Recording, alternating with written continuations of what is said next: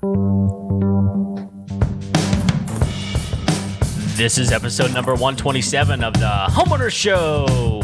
Whether you're a DIY or looking to hire, we're here to help you find the best information and options for you and your home. My name is Kevin Hackett, and here with me is Craig Williams. Hello, and welcome to the Homeowners Show. We're glad that you can join us from this special edition of the Homeowners Show, where we reach across the coast and have a local guest and a guest from the far west side of the country.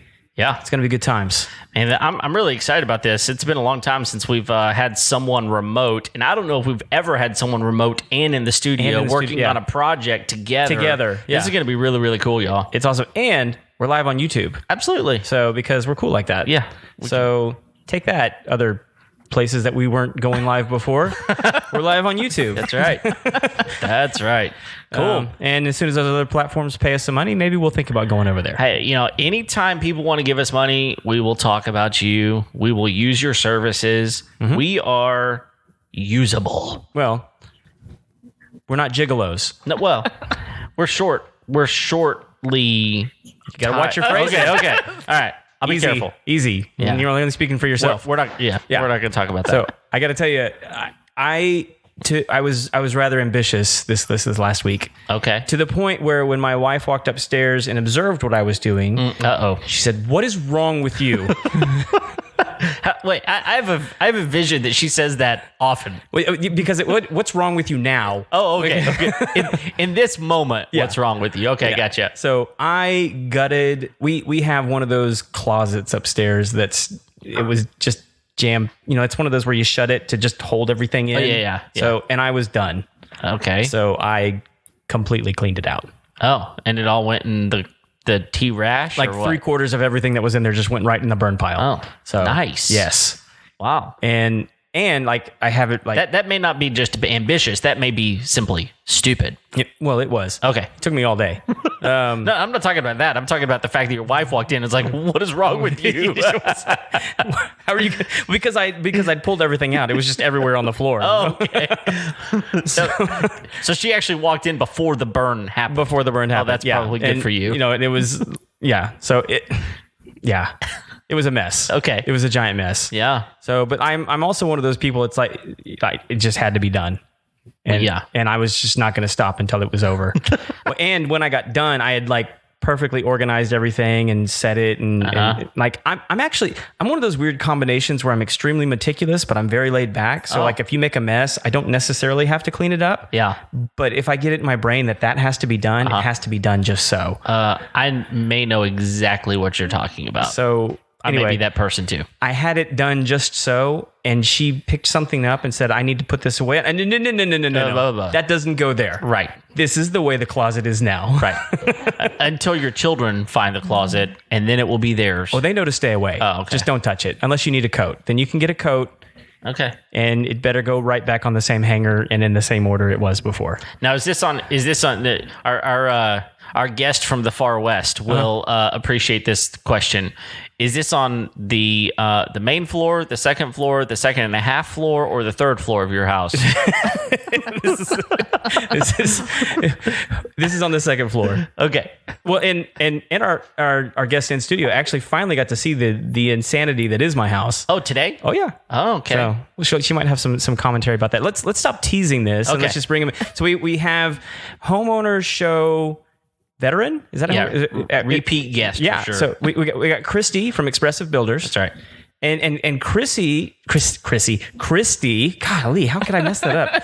Kristy has connected us with this amazing architect. Why don't you go ahead and bring him in, Kev? Yeah, all right. So this is David Applebaum, and David, welcome to the show. Thank you for taking the time and joining us today.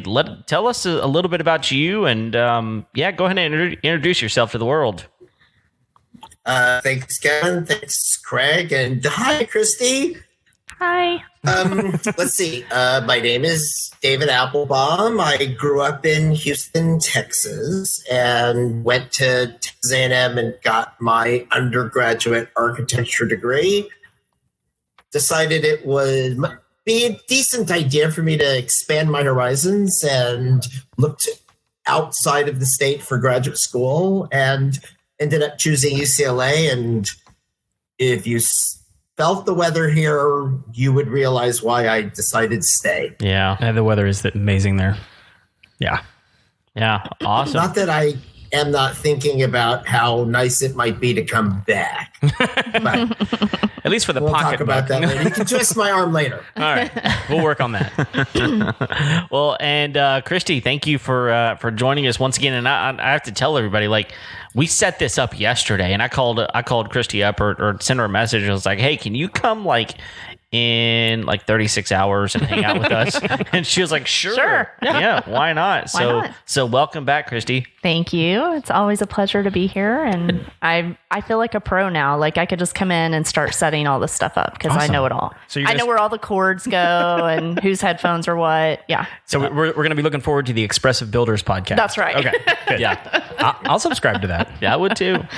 Well, cool. So we've got a really unique thing happening here. So oddly enough, this all came about because of our friend over at Around the House with Eric G. Yep.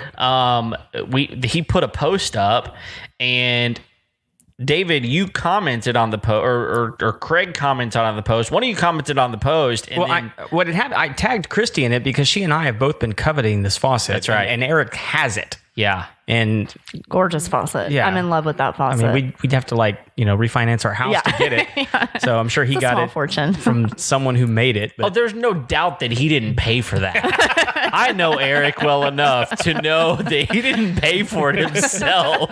Someone sent that to him and said, if you'll put this up in your house and talk about it, we'll give it to you for free, which is awesome. It's clearly working. But I think we've been talking about that faucet especially since the last time I was on the podcast. Yeah. I think that's when it came up. And then Craig tagged me in that post to say, hey, here's the faucet installed. Mm-hmm. And it just so happened that David said, hey, small world. Yeah. I know Kristy. And we were like, wait, how do you know Eric? So it was just it was a fun circle. Kevin Bacon game. Yes, it was. Yeah. And then all of a sudden, I'm sure out of nowhere, I just posted, hey David, let's get you on the show, and he's probably like, who is this guy?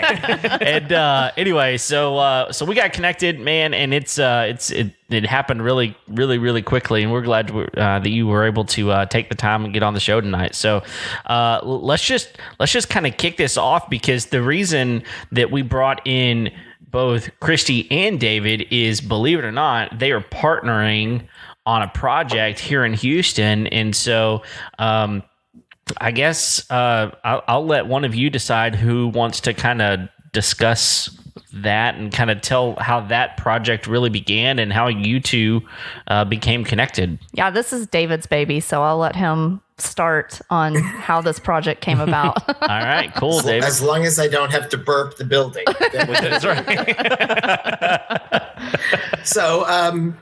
So as you know, or as I stated before, I'm from Houston, and about 4 or 5 years ago, one of my friends asked me a question on Facebook about foundations in Houston, because the soil is very clayey, and if you don't know what you're doing, it will settle differently, and your house will have cracks, and it's not good. And so I answered that, and one of my high school friends, she wrote me and said, our house was destroyed in the flood, and we want to rebuild.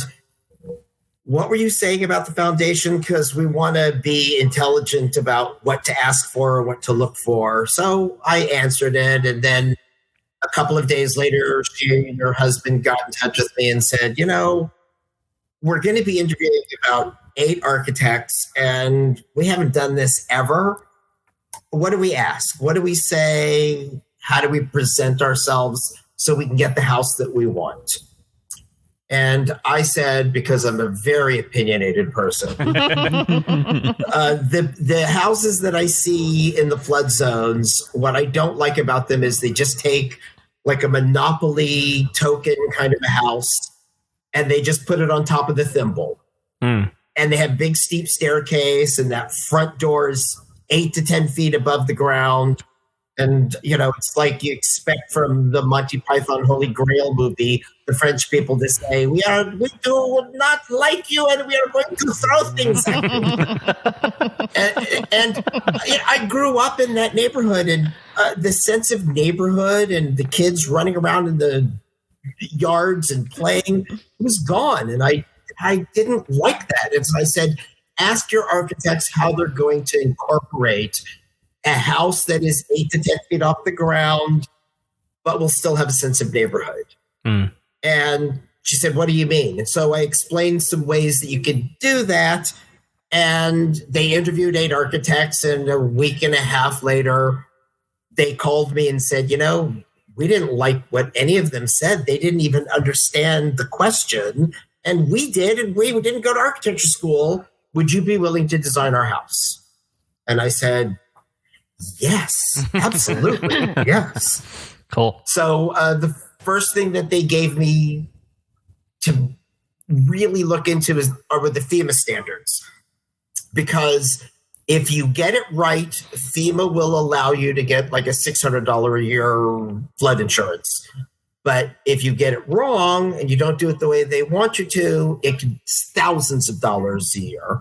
And she didn't want that. So I researched. And it's funny because they mostly show examples of this same thing that I discussed, which is just taking a stupid little house and putting it 8 feet off the ground with a steep staircase. But when you looked at the rules, what they were saying was from the flood level down, it must be concrete, stone, steel, or glass. Exterior materials, no wood, no paint, no sheetrock. You had to park on the ground level, but you could have conveyance and storage.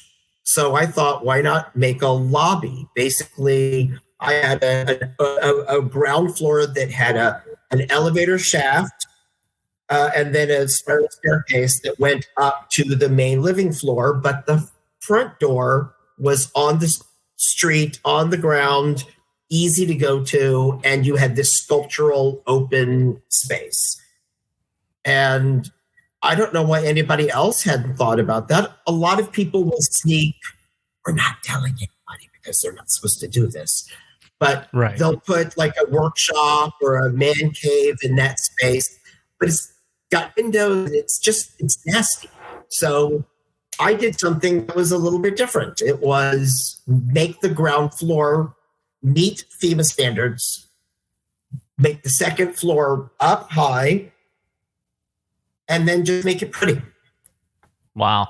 That's what I did. Well, that's a great idea because we were talking about this just before the show began, but part of the problem there is how do you be neighborly from 8 feet above the ground, right? I mean, how do you have a friendship whenever unless you're talking across balconies, right?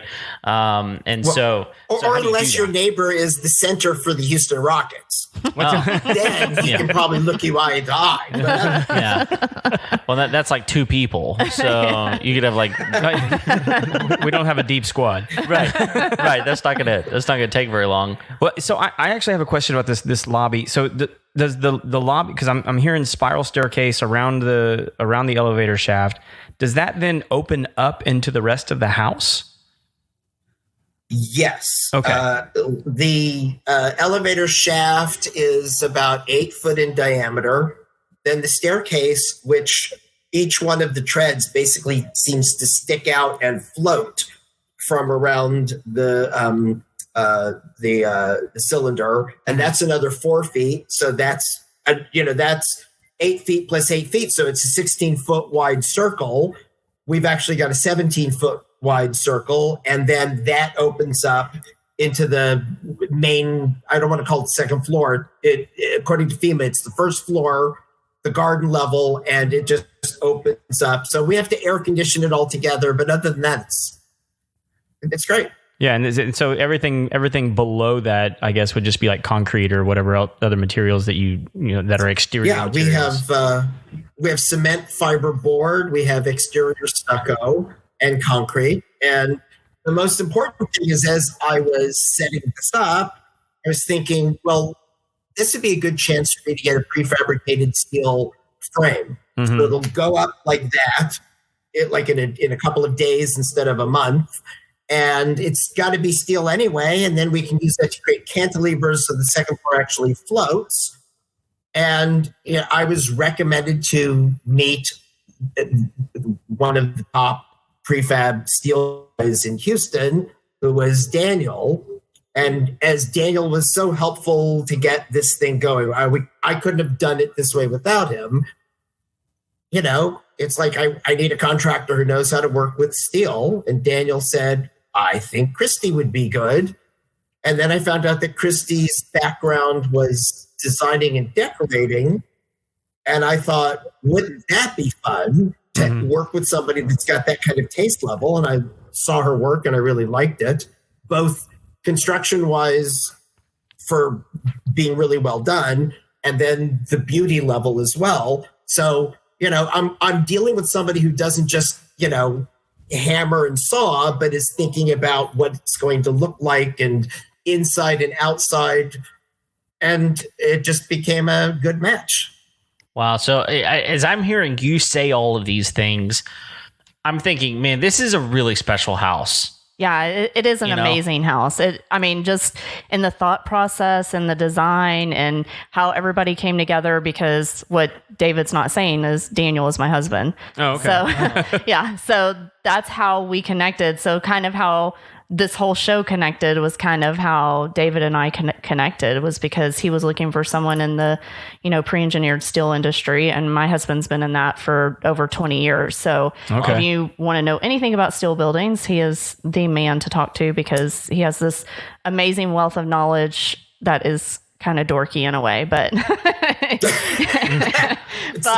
he really, never, like, from when we first got married, when we were in our 20s, I never thought that he would have that kind of knowledge. So he deals with everything usually is commercial. He doesn't do a whole lot of, residential. But when David came to him with this project, he was so excited about it, because he's been wanting to, kind of show how you can use that pre-engineered metal building in a residential way, but not as a barn dominium, as everybody calls them. Everybody wants to do a barn dominium, but they don't really know how to make it something special. And this is nothing like a barn dominium, but it is a steel structure. So it's just really interesting how it all worked around. So that's how me and David got connected. So these aren't like traditional like I-beams, or are they? Yeah. You have I-beams and, portal frames and all kinds of structural steel. Yeah. Okay. Yeah. It's actually, no, you're fine. It's actually a very simple structure in the metal building.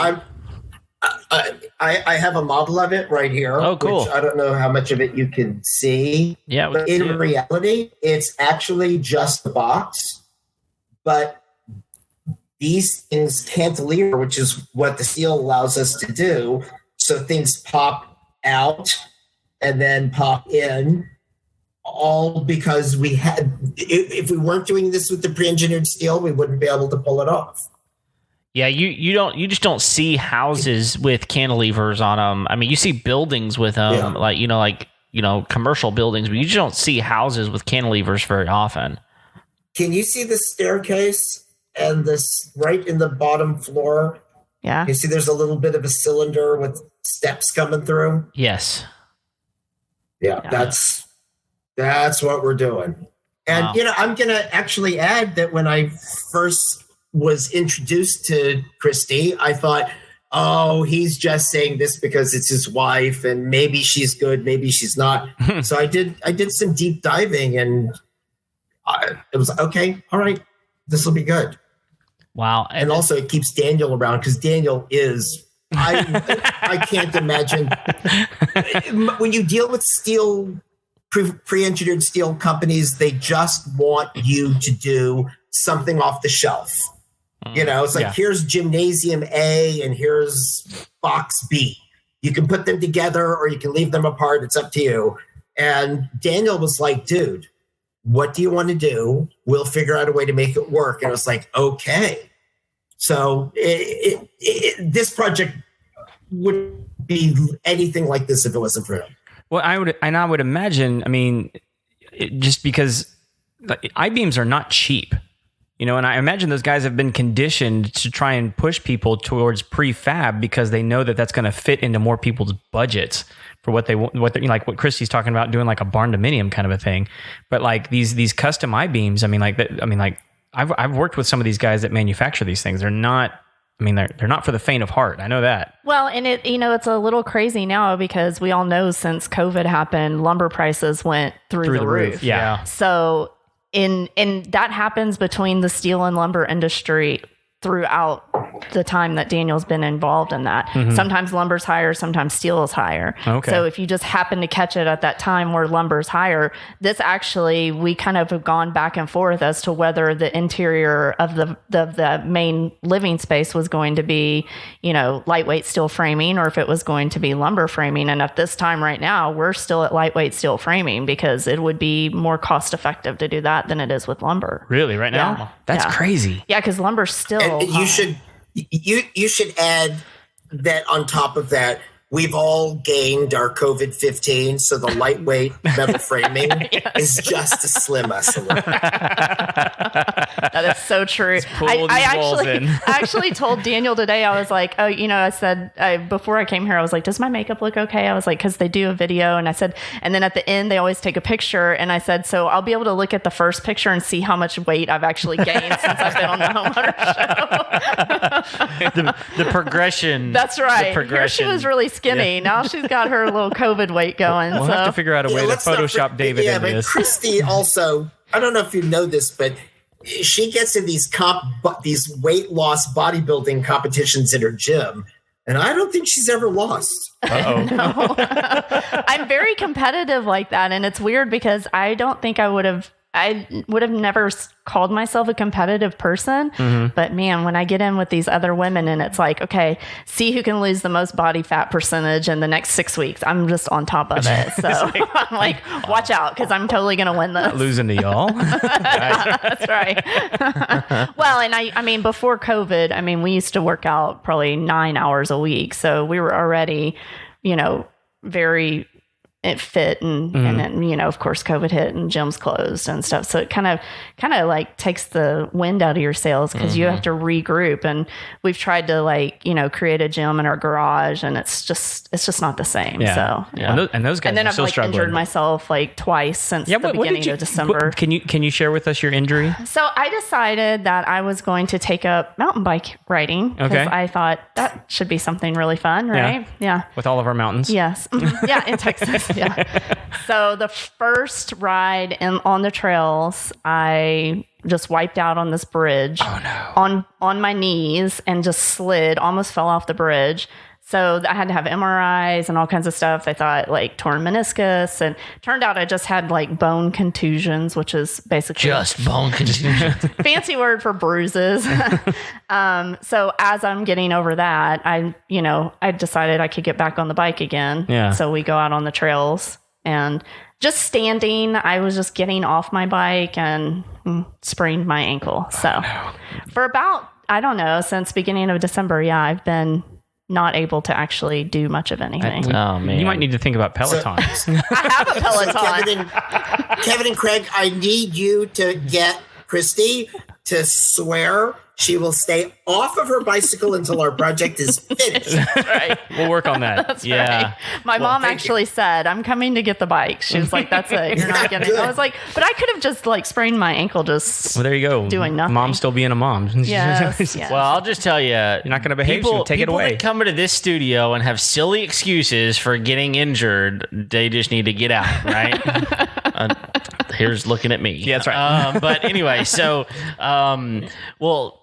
getting back, since we got way off track, getting back for a minute, you mentioned doing stuff in your garage. So one of the things that I find really interesting about this project is that you're still going to have storage underneath in form of your parking still on the ground floor like you would in a stilt home, kind of. Is that the way that works? Yeah. It's not just garage either. There are actual real storage spaces with doors that are separated. So it'll be really nice because she'll be able to actually park her vehicles in the garage and then still have space for storage. Okay. Yeah.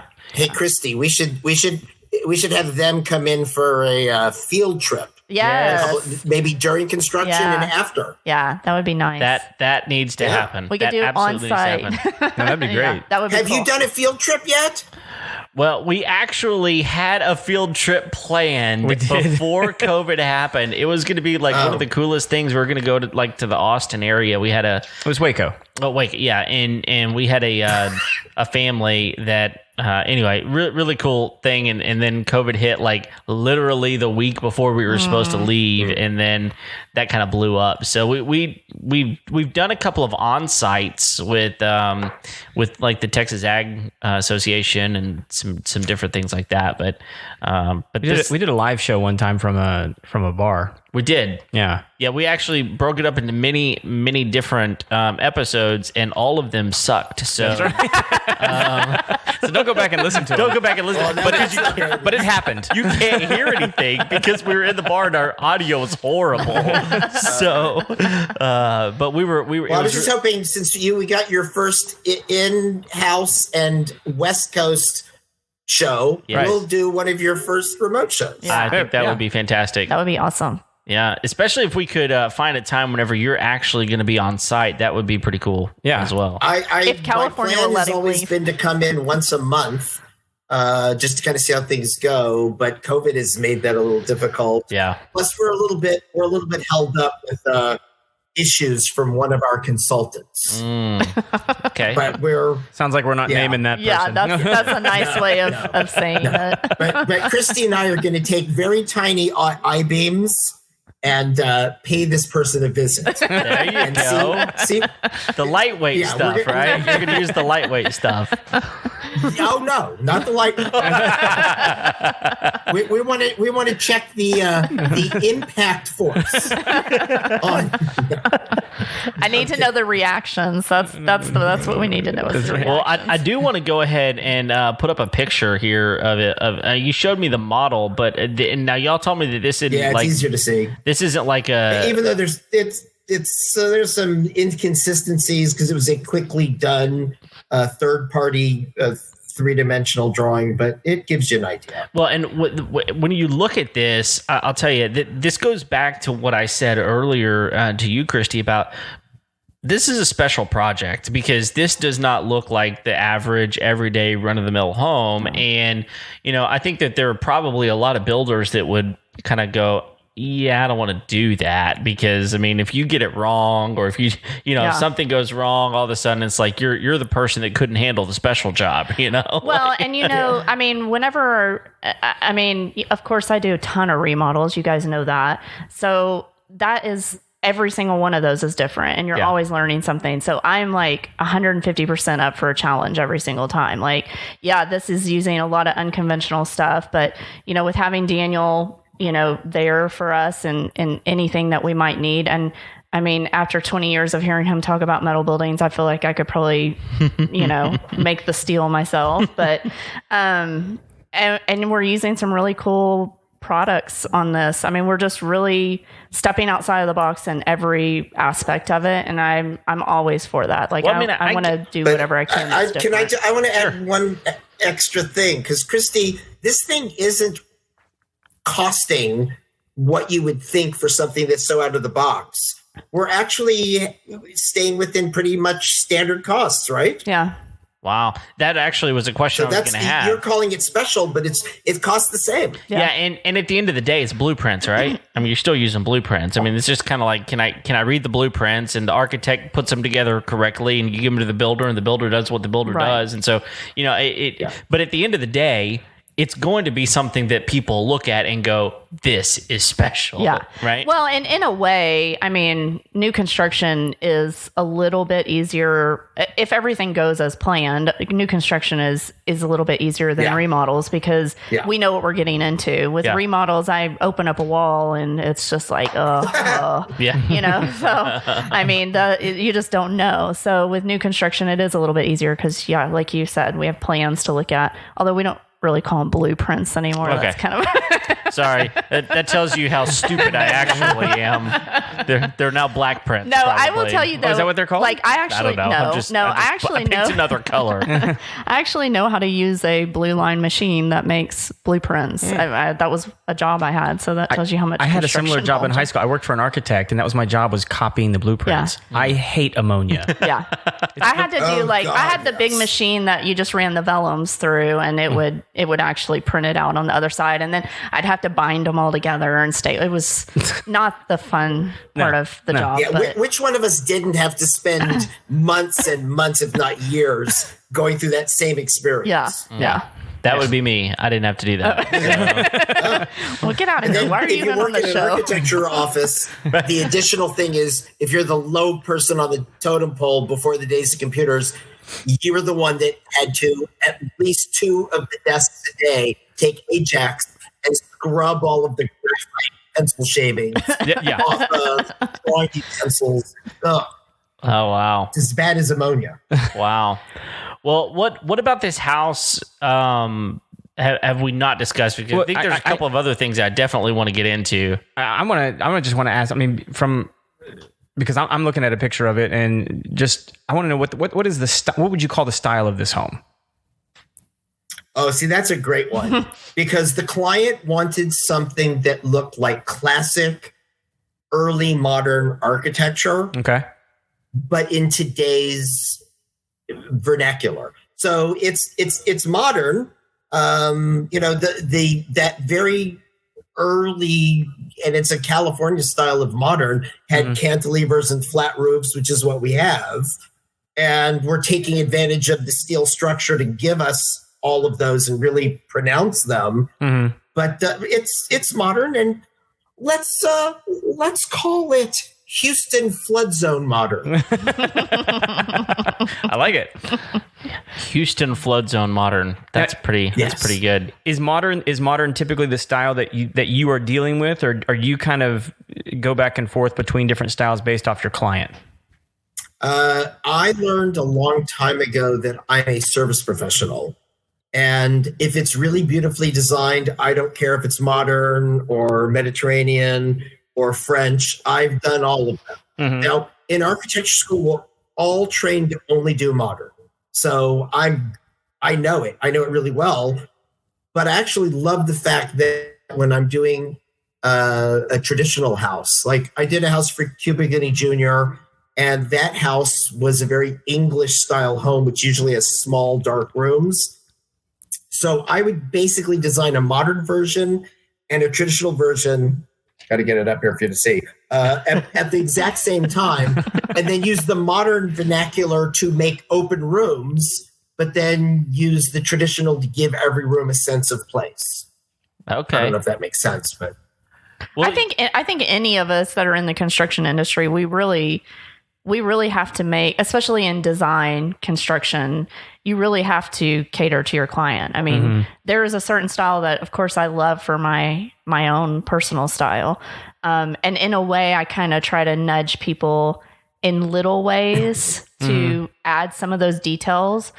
Because I think that's what keeps things current is if, a lot of people want to do like right now shiplap and, like rustic kind of cabinetry and stuff like that. And that's fine, but they don't also realize that you can do a very, sleek, matte black, modern faucet with that. And it's really just going to kind of keep the longevity of the style for a little bit longer. Right. Because, everybody gets stuck in these like, okay, I want shiplap. And then you do like 25,000 homes with shiplap. And then And gray. 5 years from now, everybody's like, I hate shiplap. And so you're like, okay, so, you just have to it's so take those. overdone. Yeah, it is. Yeah. And, people always ask me like, well, what's on trend? And it's like, well, whatever everybody else is doing right now is what the trend's going to be. And we'll know 10 years from now when y'all all make me redo it again. Oh, did you?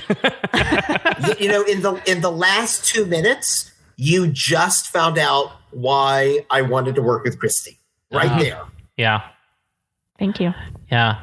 Well, we've talked about this multiple times about how that you just don't. I mean, a lot of people look at Kristy and like, oh, you're a female builder, huh? Like that's interesting. But at the end of the day, whenever you find out the fact that she's got interior design expertise, not just not just a quality about her, but an expertise in that, and you add in a builder, like there's so much that makes sense because people say, oh, I want this or I want that. And she has the ability to look at them and go, okay, I know what you're saying, but what if we did this? Yeah. And it would change. It would that's change. going to be awful. Exactly. Yeah. Sometimes they'll say, I want to do this. And you have to find a politically correct way to say, please, no. You don't. You actually don't want to do that. That's going to be awful. It's all about how you talk to the client too. I mean, there's ways to get them. I mean, you know, when I present designs. Oh yeah, manipulation works really, really well. I will make you do what I want you to do.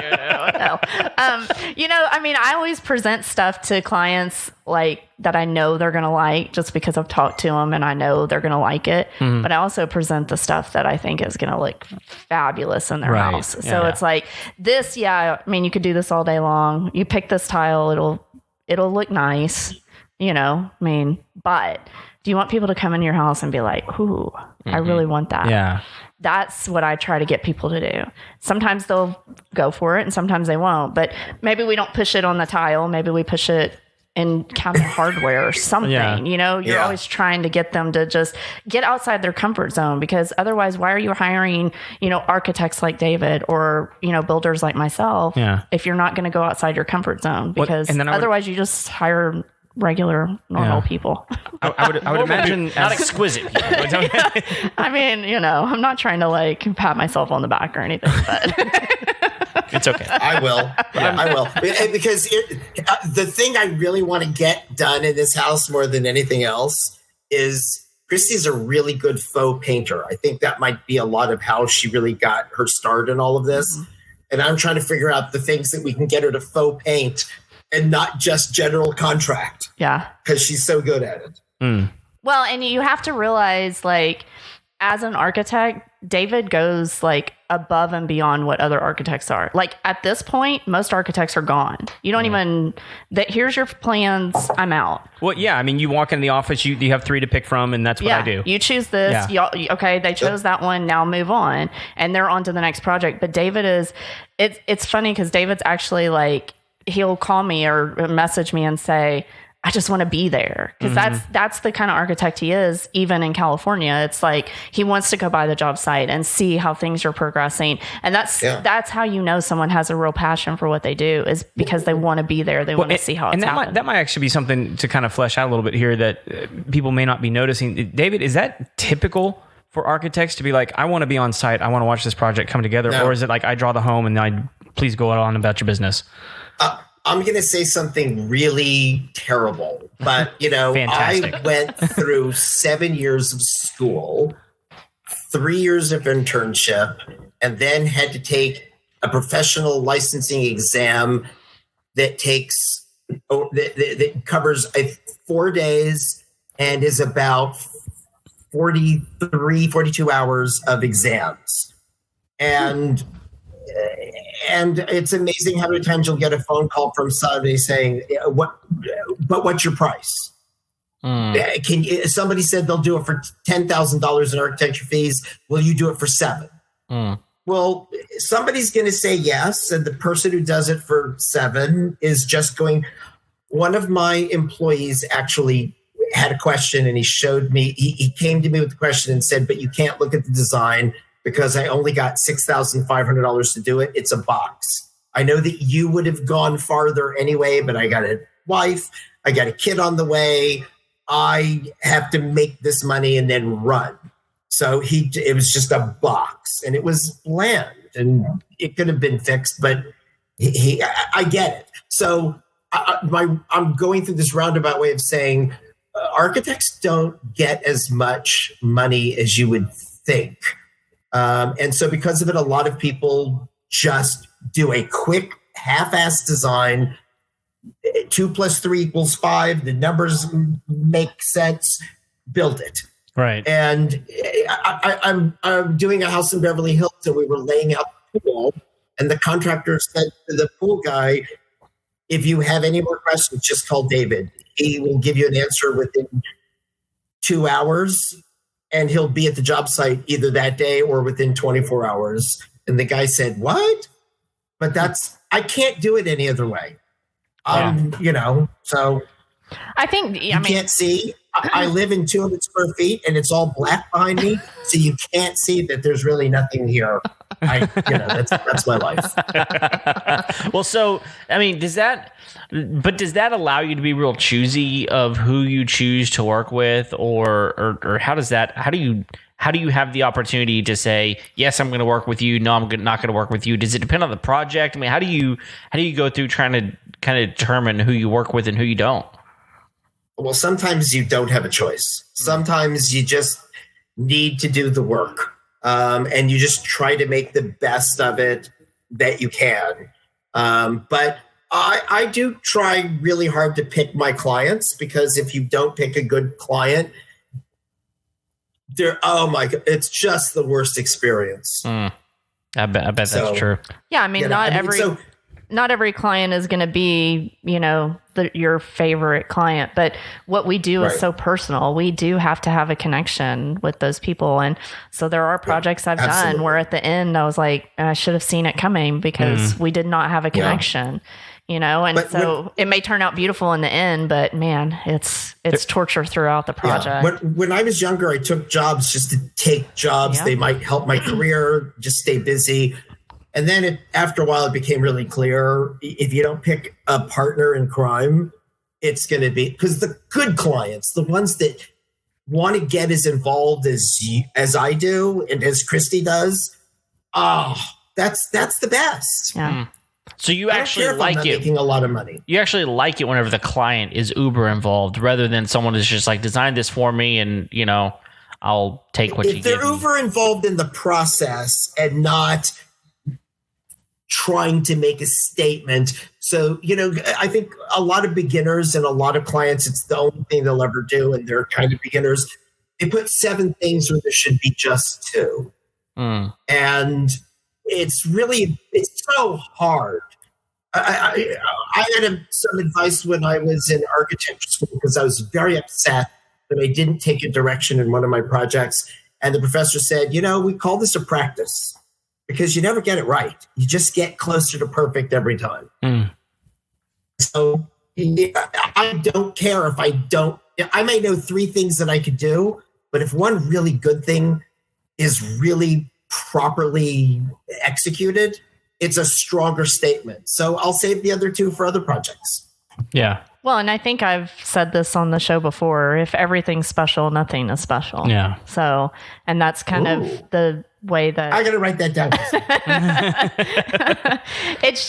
but it's true when you walk in a room, and if you've got, like you said, 7 really fantastic ideas going on, well, your brain is on overload. It just can't focus on it. So your eyes need that resting place. They need a soft place to land, so that it could then move on to the next really special thing. So, I think that's why me and David work so well together, because we kind of have the same concepts in our head. Well, and we also know that special thing is the warmth that we're creating, the comfort that we're creating, the flow. It's not, I mean, that's a great faucet that we all got introduced on, but it's not, I could have a price. No, I don't want to say something. I could get a faucet for 1/3 the price and be just as happy. Yeah. Yeah. Yeah. Okay. Yeah. Well, and that, I think that's also just kind of really knowing. I mean, I think that I've been on a couple of different building projects for bigger projects than a residential home, right? But I think what happens a lot of times is you put out and you're like, look, we want to get this, and we've got this much money.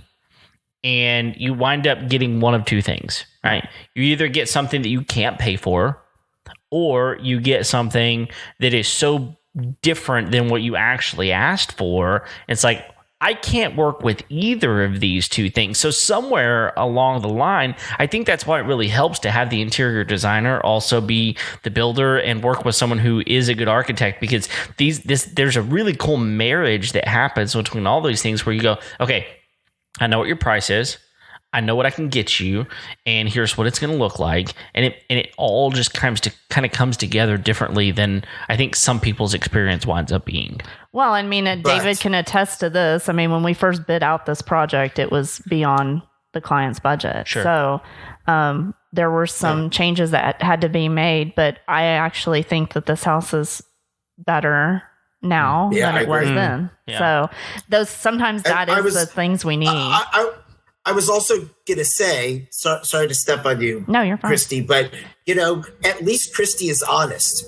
You can so easily go for a used car salesman who's the contractor or the architect, and they'll say, oh yeah, $500,000. I've lost jobs because the client will say, I want a second floor, and then I want this in the kitchen, and I want to do this in the bathrooms, and I want to do this and this. And I'll say, what's your budget? The $500,000 say, okay, you can do the second floor for $500,000, or you can do all the stuff on the first floor for $500,000, but this whole project is $1 million, and I can't do it. Yeah. And then all of a sudden I'll get a call a year and a half later, and the client, there was a time that I was getting a call like this every 2 or 3 months. The client saying, you said it was going to cost $1 million.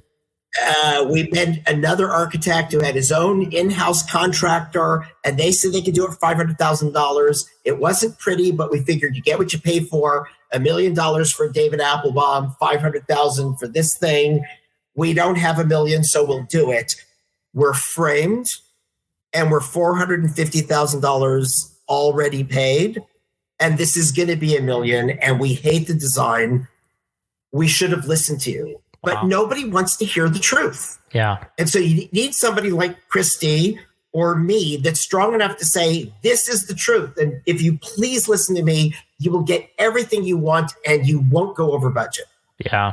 That's really great because like I said, because everybody has this, I think everybody that I know at least has this dream of like having something, whatever that is, whether it's a big house, a tiny house, an apartment, whatever it is, they have a dream of what they want. But I think so often they don't ever realize their dreams because they don't find the right people to help them get there. Well, yeah. And I mean, with the whole budget thing, that is a place where you have to be honest with them. That's part of the reason why I like being a cost plus contractor, because I'm not making any more money on any other project. Every single project, I make the same amount of money on it. And so I don't know that a lot of people know what that means, cost plus. So cost plus means that you're basically paying what my wholesale prices are for the work to be done. And then I put a markup on top of that. You just like the percentage that you... So you see all the invoices that I pay. It gets all uploaded to your account. There is complete transparency. There is nothing hidden in that. And in doing that, I am able, even like with my remodels, I just had a client that I presented to the other day. She wanted to remodel her master bathroom. Those are going for about $30,000. So that's just the reality of how much it costs to do that. And when I went in to talk to her budget's 15, and I just said, we're just not going to be able to make it. You just can't. And if you find somebody else that can do it, you're not going to be happy. Just like David said, you're going to call me back because they did a terrible job, or they didn't allow for everything that you wanted, or they took your, deposit and left town. Again, people, this is the whole reason that we started the show, is so that you can hear that right there. Because I can't tell you the number of times that I've heard somebody say, I hired somebody cheaper and I was really disappointed at the end. And then I had to pay the cheap and then I had to pay the expensive. So there's a contractor here in Los Angeles who's considered the most expensive because he doesn't do a project that's less than 10,000 square feet. He did one for me that was less, and he's actually one of the most reasonably priced contractors that there is. You get such a fair price from him, and he's like Kristy, he's very transparent. It's all cost plus. But he hires the best framer, the best cabinet guy. And so that makes it a little bit more expensive. But when you're building a 30,000 square foot house, you kind of can afford all of that. Yeah. And you do want to make sure that your contractor has those top people. Those people, my cabinet guy he's one of the best. No, he's not going to be cheap. And I'm sure I've said this on your show before. I'm probably not the cheapest contractor, but you are going to get the highest quality from us. You know, I mean, our team is just amazing, and they are a team. They work for me every day. I don't just pull Joe off the street and say, hey, build me some cabinets. You know, this is a guy that's worked for me for every day for years. And no offense, Joe. Yeah, whoever Joe is making cabinets, I'm sure your cabinets are fantastic. I'm going to argue with. I'm going to actually challenge you on that, Kristy, because you're saying you're not the cheapest. You might not be the cheapest in the initial bid, but by the time the project is over, and it's 6 months later, and the repairs of the cheap guy have been put in, or the new contractor came in to fix his problems, or her, because we all know that women can be contractors, right? That's right. I would bet that when all is said and done, your project was done sooner because there weren't mistakes halfway through. You stayed from the beginning to the end, and when all is said and done, and you include apples to apples, I bet you are at the same price or maybe even less expensive than the guy who started less expensively. Yeah. That's true. It's totally true. And I mean, there's great contractors out there, but I just love what I do. I mean, I'm just so super passionate about it. And y'all are, I'm a female. I've never met another female builder contractor before. I've tried to find somebody. I just can't. But I mean, it's a difficult position to be in, but I absolutely love what I do. So, well, the phrase that you mentioned earlier, I'm not the cheapest, I've actually found that to be one of the more helpful phrases in our business too. Just because, I mean, a lot of times you can sort of feel out a client that is price shopping, and so for me, it's always been helpful just to say right up front, like, I'm not the cheapest in town. Like, if you're looking for the cheapest, I'm not him. Right. And so if that's the metric, I'm not going to win. Yeah. But if you're looking for value, here's what I have to offer. Right. And I think that's the key word there is value. Because you're right. Like, I mean, the value that you're going to get from us. Yeah. Now, my value may not be the value that you're looking for at the end of the day. And that's fine. Yeah. Because like you guys are talking about, you want to get matched up with the right people. Right. That's not a good marriage. Yeah. Right. And you do. I mean, I have some people who, they just say your prices are not in our budget. And I say, well, cool. Thanks for telling me. And then I have to move on to the next one. There's no negotiating in the pricing when you're a cost plus contractor. So the negotiating you have is like, okay, you've got $100,000 to spend and you ended up at 120. What can we cut? You know, some things are just not going to get done. But by the same token, somebody who's not doing your way and is doing a fixed sum, they're going to say, well, gee, the framing came in as bid of $70,000. I need to give myself a fudge factor of 20% and then add profit. So that might turn out to be $90,000, $105,000 with framing. You find out that when you're doing it at $70,000, the client's only paying the $70,000. Yeah. And plus, I mean, there are some times when I bid a project, because I bid projects out myself. I don't have the guys come in and bid out projects. So I estimate everything on my own, or I have an estimator as well. But we do it in house, and so sometimes, I may say your plumbing is going to be $2,500 and it comes in at $2,000. So guess what? You just got $500 back. You know, another contractor that's a fixed price is going to be like, heck yeah, I just made an extra $500. Yeah. So there's advantages.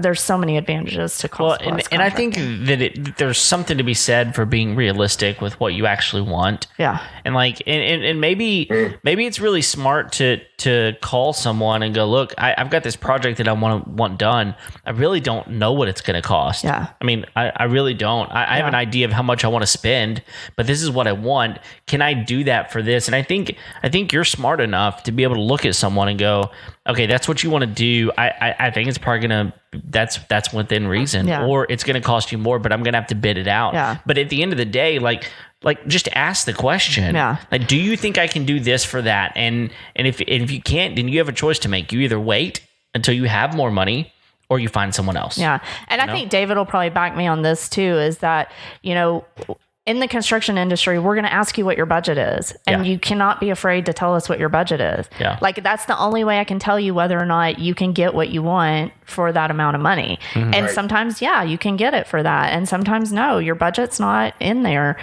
And it's just, people are so afraid of that question when I ask them what's their budget. It's like, you see they're like, they get all tense, and it's like, oh, well, if I tell you my budget's $75,000, then you're going to come in at $74,999.99. And it's just, that's not the case. It's just so that I can go, okay, they've got $75,000. Here's the priorities of what they want done. Right. We know we can do that for $75,000. Now, how much of the extras can we get in there as well? Yeah.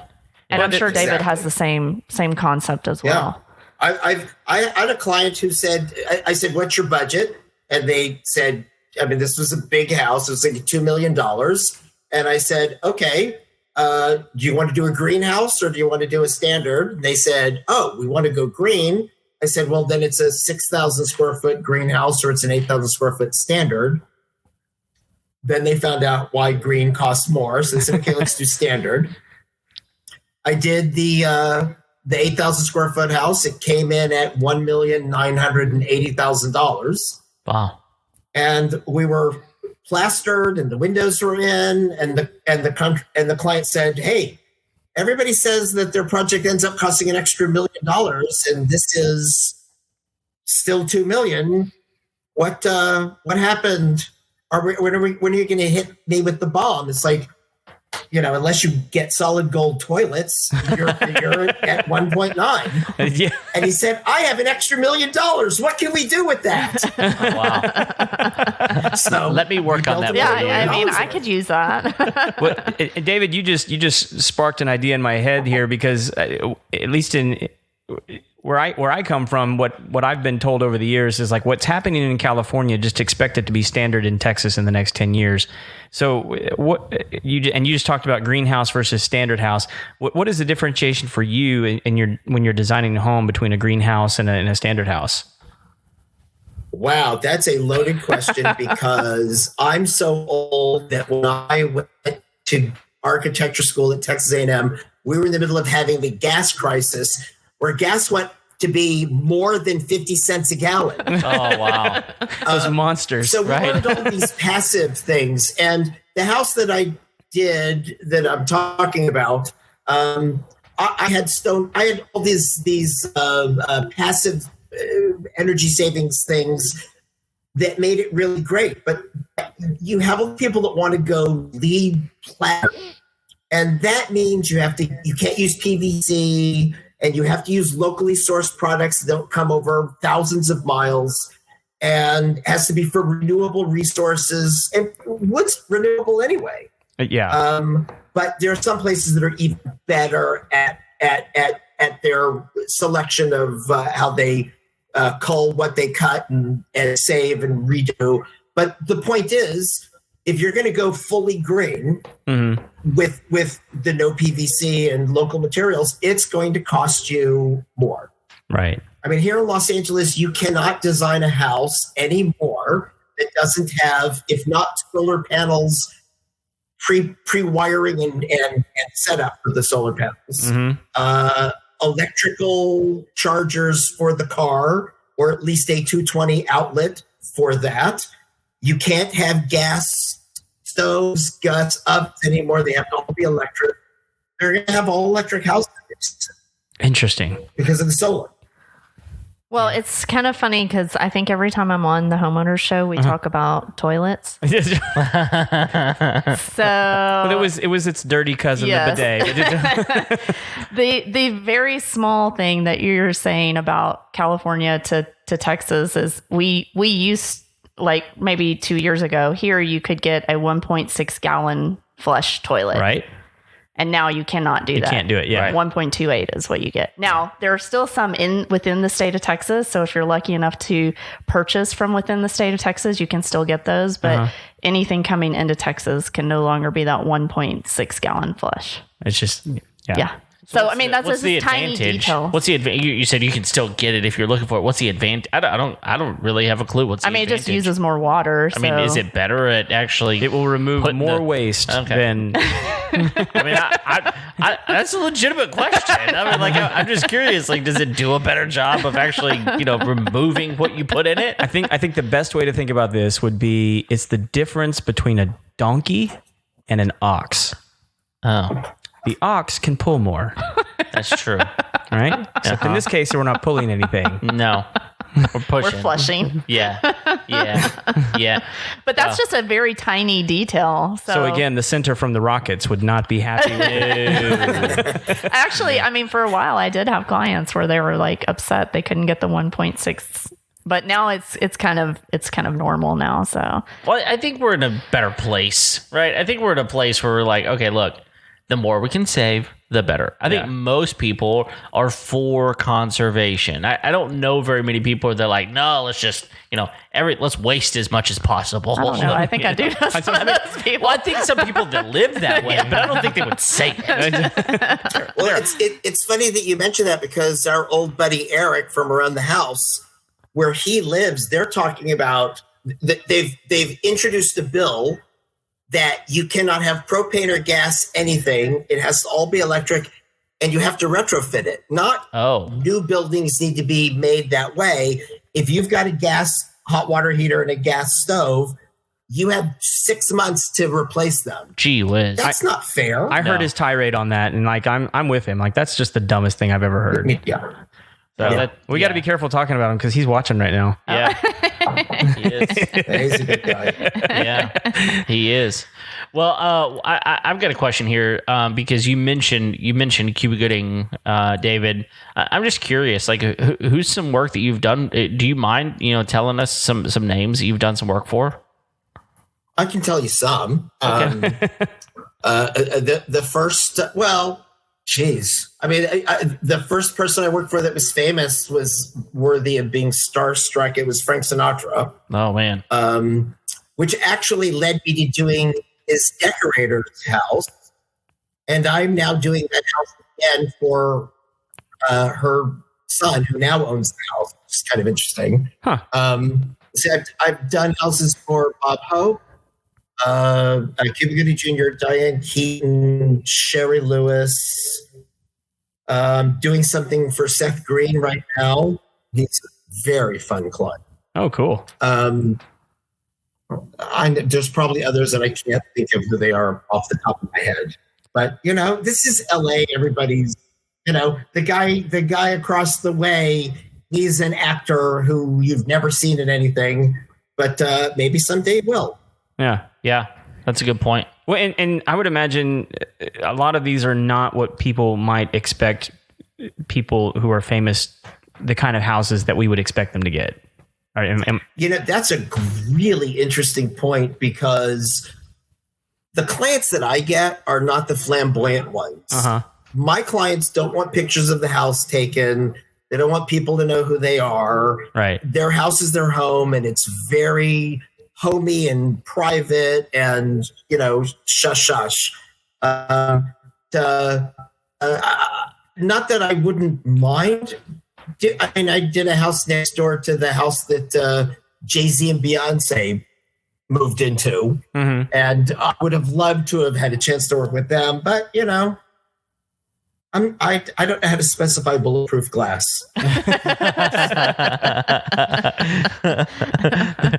There's a silver lining in everything, isn't there?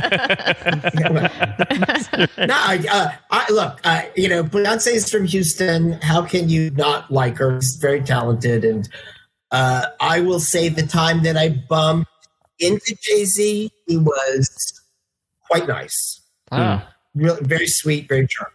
Yeah. Cool. Just in case Beyonce and Jay-Z are listening to the Homeowners Show, we want to make sure that everyone knows they're really nice. She'd have to remember the time that we worked together. So Craig actually did work with her. Oh, really? Yeah. Back in the day, this was before People before knew she her. was Beyonce. No, they knew her. It was what was the trio she was in? Destiny's Child. Yeah. Well, I think Eric put a meme up or a GIF or whatever up, and it said, "It's such a small world, but yet I've never ran into Beyonce." Yes. Right. Yes. Yeah. So Yeah. And I people like her in particular. I think she's are very nice. protective of their families, and she's got to get out there because it's her job. But it's tough. I mean, she grew up with a mother who understood the business and trained her really well. Mm-hmm. And it's a hard thing to do. I feel sorry for the kids of people like Serena Williams, because she can't go anywhere without people stopping her. And you want your have a life. And when you become a parent, that's actually the challenge with what I do, because I try to make a house a home. Because especially here in Los Angeles, there's paparazzi. There's some of the people whose names I mentioned. It's because they've had some serious threats to their health and their family safety. Yeah. I mean, I've done all kinds of crazy security features for some people. I was actually going to ask about that, because I've been in some pretty neat houses that have panic rooms and different things like that. Have you had to integrate some of that into some of your design? Oh yeah. Okay. Yeah, I'll just say I remember watching the movie Panic Room and thinking, what an idiot, because Panic Room needs an escape. Yeah. You don't know if somebody's going to cut. Every Panic Room needs to have a way to get in touch with somebody and escape. Yeah. So you're only real. I can talk about this one. A long time ago, I did a house for somebody who I am pretty sure was an arms dealer. And he had a panic room. And that panic room had an office chair with two handles, Uzis attached to both handles. Those little magazine boxes for all of the bullet fabric, I guess. And the chair was bolted to the concrete. Oh my goodness. And it had two secret exits. So, because with the first time I did one, I thought I was making a really safe place, and the security person said all they have to do is take gasoline and pour it all over the door, light it on fire, and wait for the guy to come out. Yeah. Well, and you're right there. You had no idea you were going to get that kind of. Well, and you're right there in the boring company's backyard. Have you ever done like a tunnel going out of a house like that? Yes. Yeah. No, I'm asking because I've seen them. Yeah. This was not anywhere near boring. So it was a client that it had to do with. We didn't have a panic room per se, but we had certain places where you could access a tunnel system and just get away from someone. Yeah. So did that once. I did do a house that Elon Musk moved into and just sold. Oh, yeah, so because he moved to Texas. Oh, yeah, because he's selling everything. Selling all of them, he doesn't even want to own a house. Yeah. He just wants to come to Texas and lease a house. Which one of his did you do? It was a house on Shalon Road in Bel Air. It's the one, that's where it kind of came up when Eric and I were talking about, I had done this house long ago. Gene Elder lived across the street. And I saw him in interesting circumstances. That sounds terrible, and it really isn't. When I first moved to Los Angeles and I went to UCLA, I lived in the dorm, the graduate dorm, because I was from out of town and I wanted to build a circle of friends. And it was the Friday before school was going to start, and some of my friends said, "Let's go to a movie." So we heard go to the Beverly Center. It's a brand new mall. It's got 10 movie theaters. Just take Westwood Boulevard, turn left on Santa Monica. When you get to Beverly, turn right, and it's right there on the right. So, got the 5 of us in my car. We drove to Westwood Boulevard, turned left on Sunset, got to Beverly Drive, turned right into Beverly Hills, went to the village of Beverly Hills. First time I'd been there, it was fabulous. So there's all these great stores, and it was Beverly is one street over from Rodeo, so it's not quite Rodeo Drive, but it's almost as good. And then we ran out of town. It was like, oh, we must have been so starstruck with Beverly Hills. We missed it. Let's turn around. So we turned around. There was no Beverly Center. And then we went past. So maybe we're supposed to turn left. Heard incorrectly. So we kept on going straight, went all the way to the Beverly Hills Hotel and mountains. And it was like, well, this isn't right. So we turned back around. And by the time we got back to Santa Monica, there was a couple holding hands, walking along Santa Monica Boulevard. There's a beautiful sculpture garden along Santa Monica Boulevard. So I stopped, I rolled down my window, and I said, excuse me, we're lost. It was Gene Wilder and Rosanna. Why am I having Gilda, right? Gilda Radner. They just started dating, and it was before the days of paparazzi. Oh, wow. And they could enjoy themselves. But I'm looking at, two of the comedy icons that made me laugh for years. And Gene Wilder walks into the street up to my window and sticks his head down, and I'm doing the check and humming.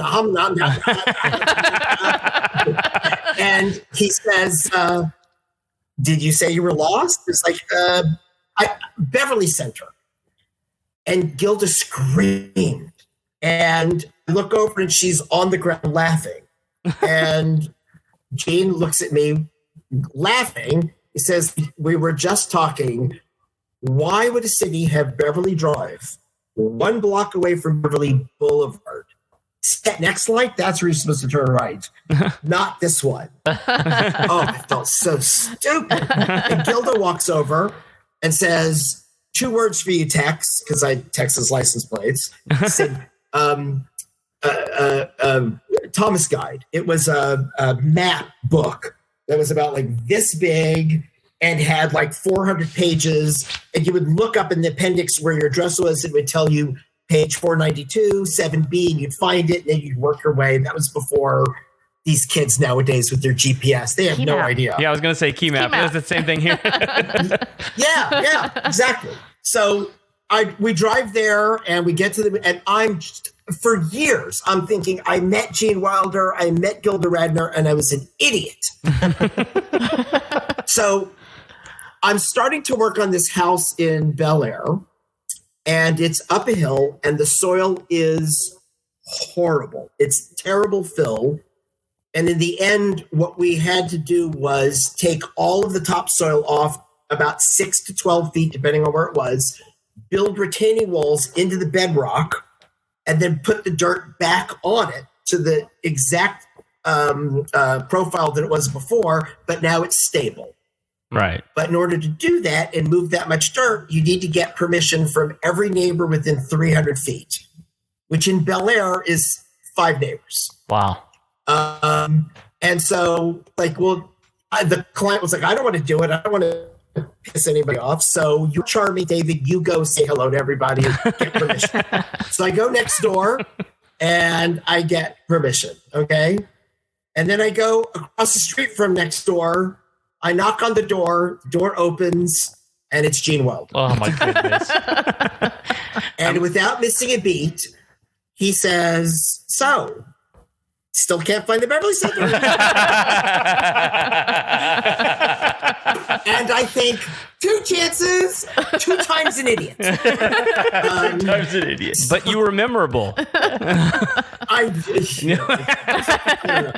I say, yes, but in the meantime, I'm an architect now, and I'm designing this house across from you, and we need to do this. He said, oh, every time it rains, the hillside comes into our driveway.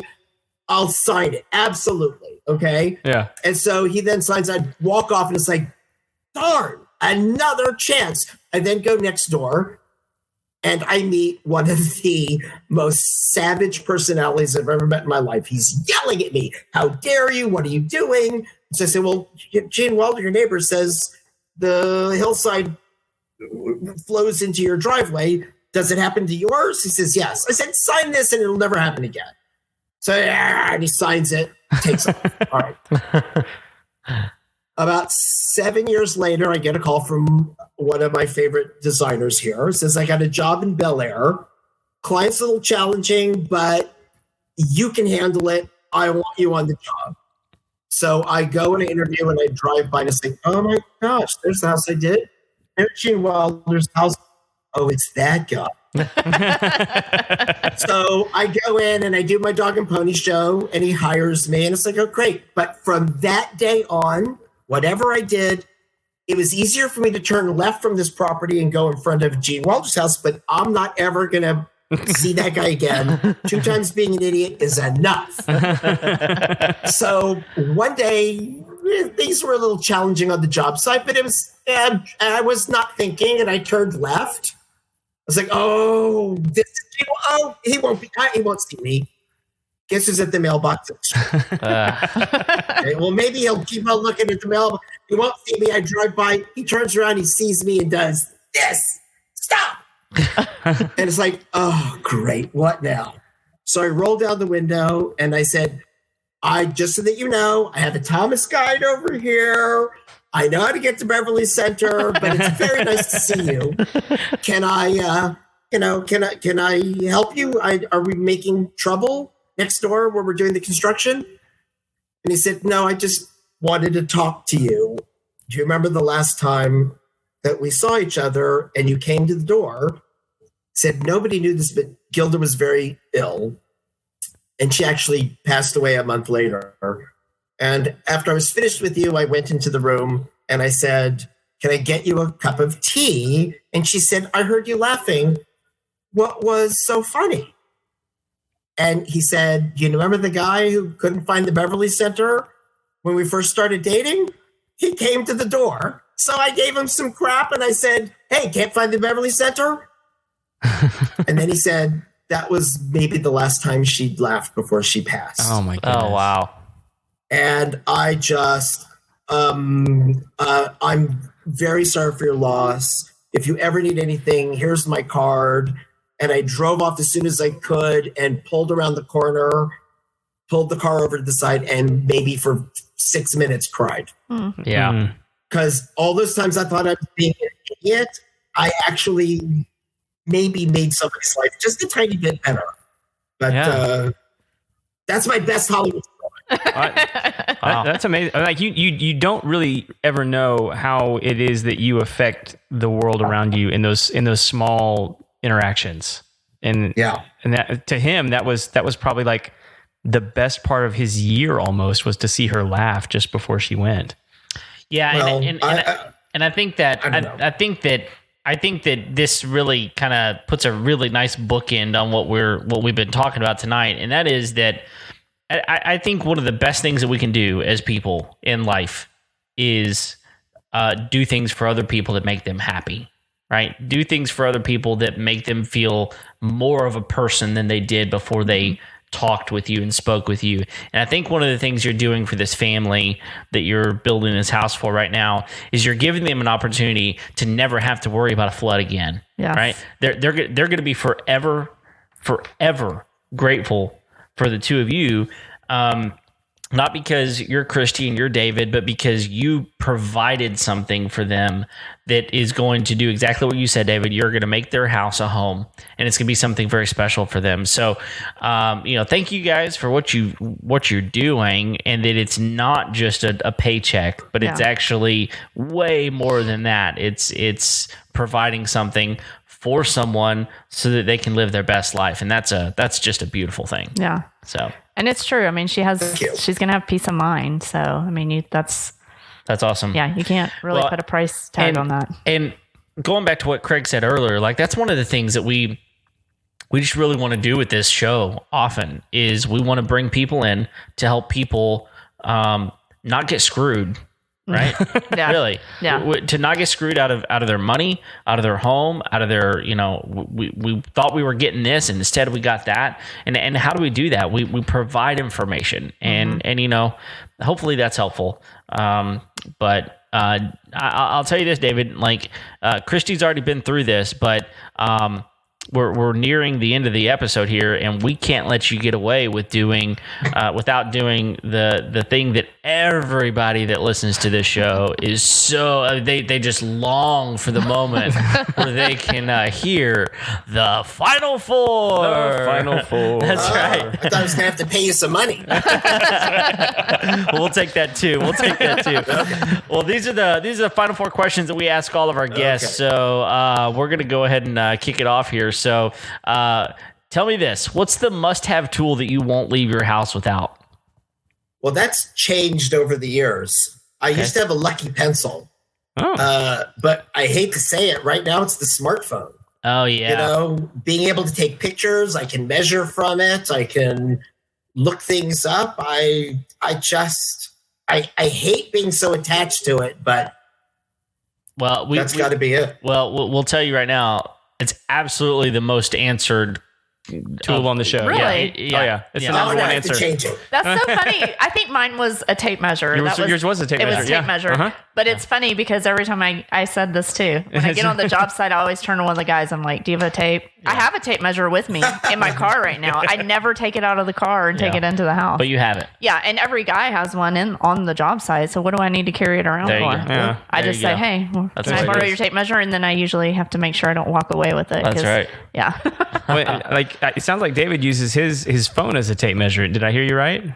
Yeah, sometimes. I mean, I'd rather not use it if I can help it because it's not accurate to a quarter of an inch. Right. But for something really simple like how far is that? Well, it looks like it's, and then you use the focusing device and it'll tell you it's 6 foot 4 inches away. It's like, okay. Yeah.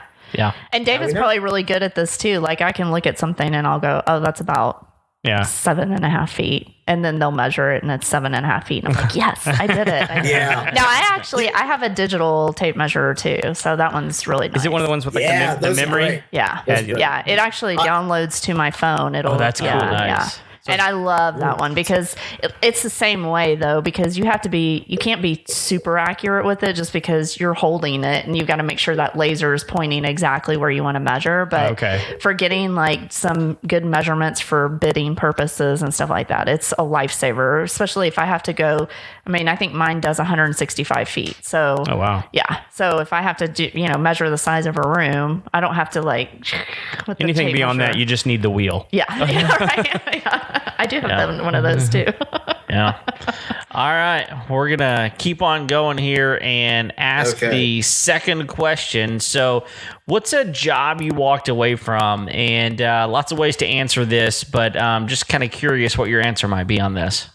Yeah, I actually thought of two at the same time, and they were both clients that you could just tell were awful. I remember one of them, I asked the question that I always ask, and we discussed, what's your budget? Yeah. And the guy looked at me and said, we're in the middle of a recession, dude. I can make any price I want. There are desperate people out there, and they'll build it for me for any price I tell them to. And I said, thank you very much. I think you can find yourself another architect. There you go. I left. Yeah. No doubt. Because if you're going to treat the contractor badly, I don't want to work with you because to me, it's very important. It's a team. I don't care if you're sweeping the floor. I don't care if you're the plumber. I don't care if you're the master craftsman. We all are in this together. And the ego is for the client's project to be done right, not me. I don't have to be right. Kristy's great because she doesn't have to be right. She just wants it to be good. Yeah. And I can speak that language. Well, and that's part of what I always say about my projects is I listen to every single person that's on the job site. And just like David said, I don't care what his job is or her job is. I want to hear their ideas because I can't think of everything. I'm not going to be able to. Even me and David together are not going to be able to think of everything. We may have, our tile guy may come in and say, hey, did you think about finishing this off this way. And we're like, oh my gosh, that's fantastic. Yeah. And that's how you really get like an amazing space is everybody on these job sites have ideas. And if you make them a part of the project, then they have ownership in it and they feel pride. And I want my team to have that pride because I think they do amazing stuff, So I think that's, You took the words right out of my mouth. Ownership. Yeah. Give them ownership because you want them to drive by 2 years later and take their kids or their wife or their husband and say, see that? Yeah. I helped make that thing get built. Yeah. I mean, my dad was a master electrician, so I can't tell you how many neighborhoods in Conroe that I've had to say, oh yeah, I wired all those houses. And so now it's the same thing with Daniel. It's like with all the metal buildings, it's like, oh, that's one of our buildings. Oh, that's one of our buildings. I'm like, oh, let's go look at some of my projects. He's going to go out of his way with our project there, Kristy. He's going to be taking everybody. You both get to take. I mean, like, look, your kid's just going to be like, oh my gosh, both of you stop. I think I get more joy out of knowing somebody like Daniel is showing it to people. Yeah. Because he was so instrumental in it, and he'll he's not listed as the architect or the builder, but for him just to say, hey, look, I had something to do with that, it makes me feel happy that he can be proud of it too. Yeah. And everybody else involved. Yeah. That's a trickle down thing. Awesome. All right. Next question. Here we go. How do you wind down at the end of a long day? Why, listen to the Homeowners Show. Oh, what a good answer. That's the best answer we've ever had. That is. I don't think I've ever heard that answer. I don't care if it's a lie or not. That is a good question. That is a good answer, man. You win. That's right. I cook. That's what I do. Oh, nice. Awesome. What do you like to cook? Oh boy, you name it. I made a risotto with lobster and Canadian bacon a couple of days ago. Oh my goodness, fun. Nice. But I also just making a big pot of beans. Yeah, I love it. I just love it. Yeah, dude, I tell you, a big pot of beans, that's a piece of art. Yeah. Yeah, that takes some time. Isn't it? Yeah. It is. Yeah. I mean, because people just buy cans of beans and think like that's what. No. That is not beans. But it's probably because they're not from Texas. I don't know if the bean culture in California is like it is here, but like no, it isn't. No, that's the point.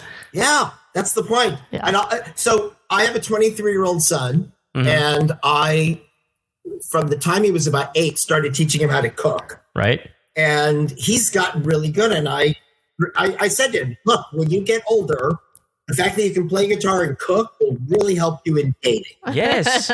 So he showed me about a year ago, he took a picture of something very fancy he made for dinner for his girlfriend. Mm-hmm.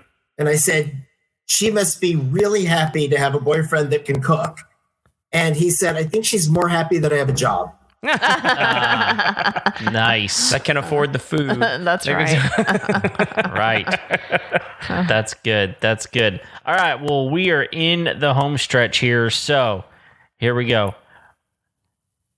What's one of the best pieces of wisdom or advice that you've ever received? I've had a bunch of really good ones, but I think the one that I use the most is make it simple, do really good simple, and once you've got that down, then add another element. And then when you get good at those 3 elements, now you can do 4. And then you can do, because I was very young. I was just out of graduate school, and it was my first real job. And we did this really great project. I was the project architect for a famous New York designer who came in to do the Spree store in West Hollywood. And when it was all over, I said, I remember I saw your work when I was younger, and it was all black and white and stainless steel, and then had a little bit of blue, a little bit of red. I said, this has travertine and steel, and it's got these different kinds of woods, and there must have been 17, 18 colors all in all, and materials. And to do that is really difficult. And I said, how did you get so good at this? He said, you actually answered it. I did black and white. And when I got good at black and white, then I added stainless steel. And then when I got good at those three, I then added a touch of red and then a touch of blue. And then I started putting charcoal and deep browns. And next thing you know, I was doing textures. And before long, I got good at all of it. Don't try and do all 17 at once until you've gotten good at 16. Wow. Yeah. So on and so forth. That's great. That's really good advice. Yeah. It's really easy to jump into things, right? And just be like, look, I can be all things to all people. Do what you do. And then once you learn how to do that, then do something a little bit more. That's good. Add a little extra sauce. That's right. I sometimes catch myself and say, oh, I'm doing too many things. Chill. Get rid of half of it. Let's see how that works. And if it needs something else, we'll add it then. Yeah. Awesome.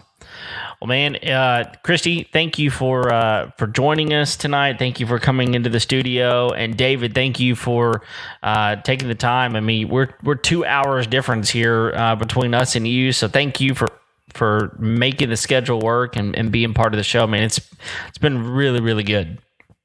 It was fun. Kevin, Craig, it was great. I really enjoyed it. Awesome. I'll come back anytime you want me. Oh, that'd be fantastic. Man, we will take And you up Kristy, on thanks that. for making this easy for me. Oh yes, of course. No, as soon as I saw like the circle, I was like, okay, you guys have to talk to David because you've talked to me enough. But let's get David in here. So. Man, that's cool. Well, we definitely want to find out whenever you're coming in next time, and Craig and I will clear our schedules. Yeah, we'll make the remote stuff happen. Yeah, that'll be absolutely. awesome. Well, listen, We forgot the secret fifth question to the final four. We gotta get it. Yeah, so there's a secret question that we have to ask. If people want to get a hold of you, ask you questions, what's the best way to find you? Oh, that's easy. I thought you were going to ask me, what I was wearing. You can throw that in there if you want. It's very simple. Email me, david@davidapplebaum.com. I have to redo my website in the middle of it, but who knows? I've been so busy. Who can do that? Right. And then you can call my office, which is 310-440-7855. Fantastic. Awesome. We'll link all that up in the show notes and make sure people can find you. Yeah, definitely. Well, like I said earlier, thank you guys. And thank all of you who are listening, those of you who are watching as well. We really, really appreciate it. Thanks for tuning in. We're here every single Tuesday. So don't miss an episode. Subscribe, press the button, and that way you'll get notified every time there's a new episode out. And if you haven't already, go find us on YouTube. We're over there as well. You can find not just the audio, but the video of these great episodes as well. And shameless plug here, go ahead and leave us a rating and review on iTunes. That would be really, really helpful for us. So anyway, we're just really glad that y'all are here. And until next time, we'll see you later. See ya.